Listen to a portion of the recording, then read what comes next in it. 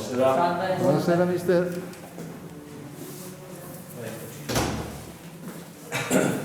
Allora un 3-1 che ci dà i 3 punti, che ci ha fatto soffrire inizialmente, ma poi siamo usciti dal campo con soddisfazione, avendo creato molto nel secondo tempo e fatto il gioco che forse lei voleva anche prima. Ma sicuramente l'inizio non è stato dei migliori, si percepiva che eravamo in difficoltà perché c'erano state già 2 o 3 disagi prima del gol. Dopo il gol c'è stata un'ottima reazione e man mano che passava il tempo della gara eravamo sempre più padroni del campo. La cosa buona sono stati chi è entrato, che ha dato un ulteriore cambio di marcia a chi stava già giocando dall'inizio, e questo deve essere una nostra caratteristica se vogliamo giocarci le nostre carte fino in fondo. Un legno per parte, però tante azioni create da gol del Portogallo, e questo è un buon segno anche in prospettiva.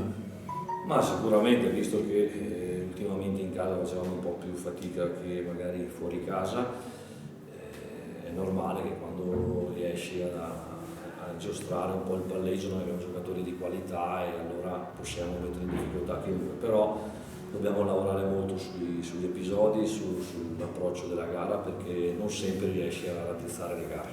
Sì, si è notato che sul 2-1 lei prudentemente ha inserito dei difensori, ha tenuto il risultato. Ma abbiamo cambiato anche un po' l'assetto tattico, ma io penso che a questo punto della stagione sia importante portare a casa i punti, poi se si riesce anche a fare del buon gioco meglio, però sono punti pesanti, stiamo dando continuità, nessuno molla, ce la giocheremo, speriamo, fino alla fine e sicuramente gli altri faranno lo stesso.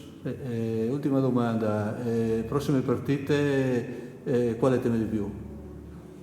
La prossima, nel senso che ho la Calvi, che oggi se non sbaglio ha perso contro il Sanonaki, che a mio avviso è ancora dentro il lotto delle pretendenti, anche se a 8 punti ha una rosa importante. E dopo la più difficile sarà solo in casa e poi la Liventina, sono tutte partite difficili, 8 finali. Per noi era importante queste 3 partite che abbiamo appena 3 partite che abbiamo fatto 9 punti per prepararci al meglio per questi scontri diretti. Qui da domenica in avanti ci si gioca qualcosina di più importante per 2 motivi: per la caratura degli avversari, senza nulla togliere a nessuno, e soprattutto perché poi mancano sempre meno partite all'obiettivo finale. Grazie mister.